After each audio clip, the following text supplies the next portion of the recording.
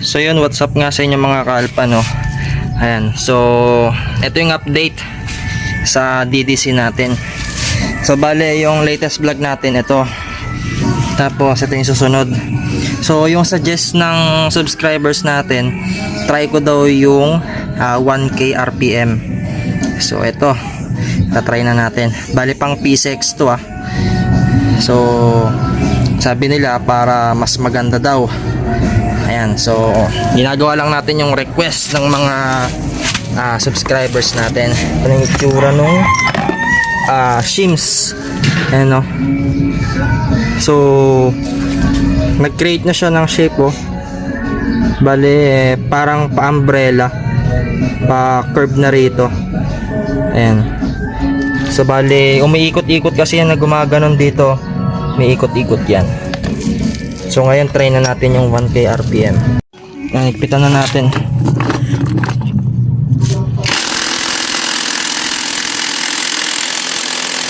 So ito yung lagi kong pinapaalala sa mga magkakabit ng DDC, no. Wag ninyong kakalimutan tong maliit na to. So napaka-importante niyan. Basta di naman ginawa ni Boss M ito kung walang purpose. So dito nyo ilalagay yan ha. So ito, cold start tayo. Mas maingay pa kayo sa akin Wala, di na mapagpag yung belt ko. Kailangan talaga maayos yung pagkakabit sa belt.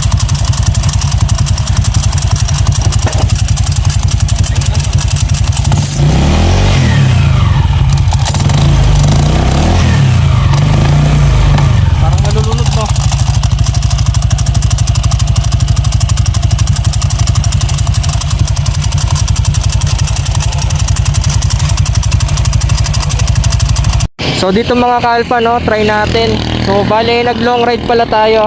And may mga dala pa tayong tools dito, tas gamit. Ayan, so ito yung OBR natin. Ayan. So test ride tayo, no. Papunta tayo ng Cabanatuan. So pag umiinit siya, parang tumudulas yung belt natin. So pag uwi natin sa paniki, check ko niyan. So yan, dito nga mga kaalpa, no, nilong ride ko nga pala yung unit natin. So bali nandito tayo ngayon sa Cabanatuan City, sa Nueva Ecija. So yung sa setup natin, straight 12 grams na JPT flyball, stock pulley na repace, tapos center spring natin is 1K RPM, and then yung gamit natin direct dry clutch. Goods naman siya mga kaalpa.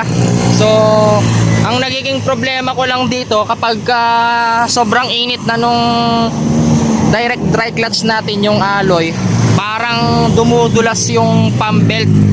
Ayan, so yun lang yung na-experience ko. So bale galing tayo ng Paniki Tarlac, dito dumaan tayo ng tawag dito ng Pagimba. Tapos and bali maglulup tayo ngayon. Ngayon pauwi na tayo. Dadaan naman tayo ng Santa Rosa, Saragossa, tapos La Paz, and then Tarlac. And then ayan nga, sabi ko nga sa inyo maglulup tayo kasi nga itetest natin yung DTC kung pwede siya sa long ride. So bale yung sa previous vlog natin, 500 kilometers odo update. So goods naman siya. Yun lang, tumitilapon yung grasa natin dun sa torque drive. So after natin mag long ride, bubuksan natin ulit yung panggilid natin. So dito meron tayong angkas, OBR, and then meron pa tayong mga bit-bit dito. Syempre meron pang laman yung loob. So goods naman siya, wala naman tayong naging problema rito. So ang problema ko lang sa 1K RPM, mahiyaw siya kapag magte-take off kayo. Kaya mas maganda pa rin yung stock na center spring para sa akin Tapos ang tono nito, magaan yung bola. So 19 grams to straight 12 grams. So goods naman yung takbuhan natin dito mga kaalpa. Pakita ko na lang yung test ride natin dito sa 1K RPM na compression spring. So tara, let's go.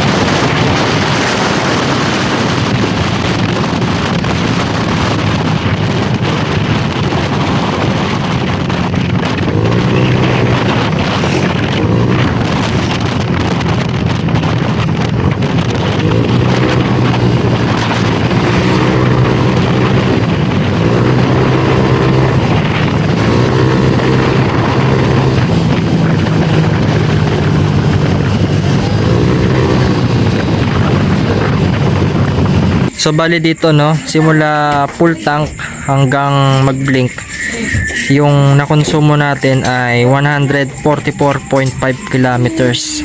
Ayan. Tapos yung fuel average niya pag long ride naglalaro sa 42.8. Pero pag dito lang siya, nasa 40. So mas matipid siya kapag long drive. So ito yung sa tangke natin no. Ayan no. Medyo marami pa yung gas niya. So bali ito nga pala yung update no. And kakabukas lang natin ng CVT natin. Tapos ayan, ito na yung cover. So as you can see, ito yung mga debris oh. So naayos na kasi natin yung oil seal nun, na-repack na natin. Kaya kapag ka nadudurog yung shims, tapos pag umiinit, nagiging parang liquid siya, di ba? Pero ito yung debris ng shims oh. Parang kumikinang-kinang pa nga eh. Ayan oh. Sa kwanto umikot lang tayo nito Ayan, di naman kumalat yung mga grasa. Ayan. Nasa 100 plus odo yung tinakbo nito. So yung previous video natin nasa 500 odo. So ito kakalagyan natin, pakita natin yung loob no. Ayan, para makita ninyo. So dito nakalag na natin.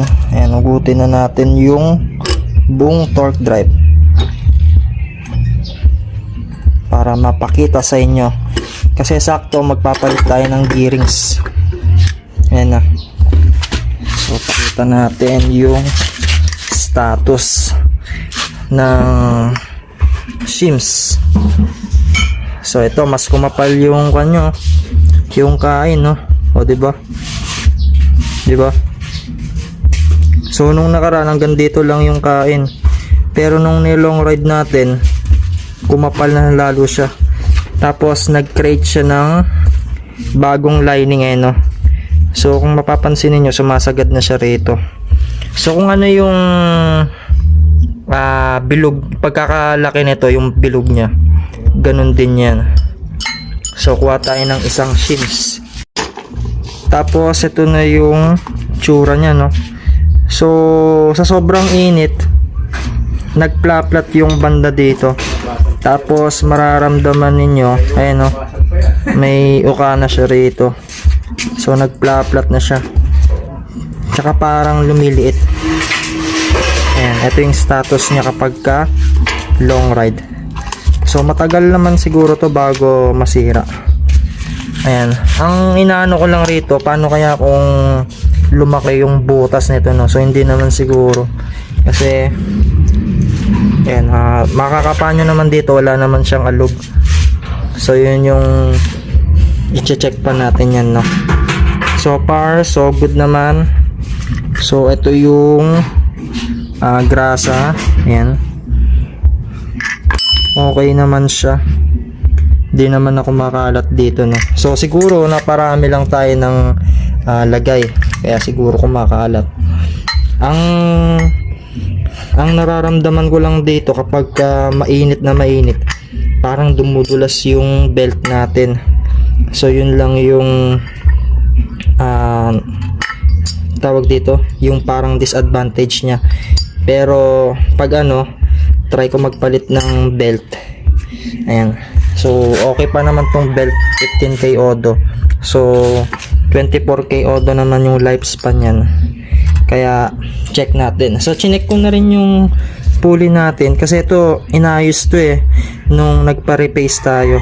So wala naman tayong nakakapang uka rito. Goods naman. Pati yung sa gilid. Ayan, okay naman. Ang hindi ko lang rito, hindi dumudulo, hindi umangat yung belt natin. Kasi dati nung stock pa to, kaya niyang sumampang hanggang dito. So magpapalit na lang tayo ng pulley niyan tsaka drive phase. Tsaka yung setup dito sa 1K tsaka 12 na gramo, straight yun. Goods naman siya sa may angkas no. So yung test ride natin may angkas tayo doon. Medyo nababagalan lang siyang kunin yung 100. So yun lang yung problema. Pero pagka nag stock center spring tayo, madali niya kunin yung 100. So mas optimize na kasi yung stock center spring dito sa mga torque drive natin. So para mas madaling bumaba yung belt dito, tsaka madaling umangat dun sa pulley. So ito, singit ko lang mga ka-alpha, no? Siya ring nagbaklas na rin tayo. So ito yung stock na pulley bushing ng Click 160. Tapos syempre, 'di ba bumili tayo ng Forest 1M na ceramic bushing. So pang PCX 160 to. Tignan niyo yung difference. And so medyo mahaba yung sa Forest 1M. Diba yan, no? Mas mahaba ng konti. And yan yung difference sila. Nilagay natin to, pumapagpag siya. Kaya binabash tayo dun sa DDC natin. Hindi natin na-check to. So kaya pala yung iba kapag bibili ng mga aftermarket na pulley tsaka drive base, makapapansin nyo dun sa mga pins nila, halos maninipis na. Kaya pala si K-Works, tinatabasan nila to. Kasi pag nilagay nila yung mga aftermarket na pulley bushing, tatama na dun sa CVT cover. So dito siya sasayad. And tinanggal kasi natin itong cover kaya nakita natin yung problema. Kaya kapag bibili kayo nito, kahit hindi na kayo mag-tuning washer, mahaba na to. Ayan, sana nagkaroon kayo ng idea. Kaya kapag bibili tayo nito, ganun na lang yung gagawin natin, no? Tapos sa mga naka-repace na drive base tsaka pulley, ang problema, 'di ba? Pag ni-repace to, tatanggalin na yung oil seal dito, 'di ba? Dito papasok yung dumi. Kaya yung pulley bushing ninyo magkakaroon na ng tama. Ayan. So wag na kayong magpapa-repace. Sisirain nyo lang yung stock ninyo. Bili na lang kayo ng bago. Ayan, sana nagkaroon kayo ng idea.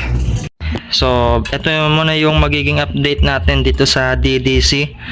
So ang suggest ko sa inyo, mag stock na lang kayo na center spring. So ibabalik ko yung center spring natin para goods. So pagka take off nya, parang dumudulas kapag mainit, no? Halimbawa pinatay mo, nag long ride ka, pinatay mo, parang dumudulas siya. So kahit nga hindi mainit, dumudulas siya sa take off So maingay siya. So pagka nagpalit kayo ng DDC, mararamdaman nyo yung sinasabi ko. So babalik ko yung stock na center spring nito kasi mas maganda yun. Tsaka ang maganda rito, magaan yung bola. So more RPM yung gagawin natin kasi nga ibabalik natin sa stock yung center spring. So sana nagkaroon kayo ng idea dito mga ka-alpha, and thanks for watching. Goodbye.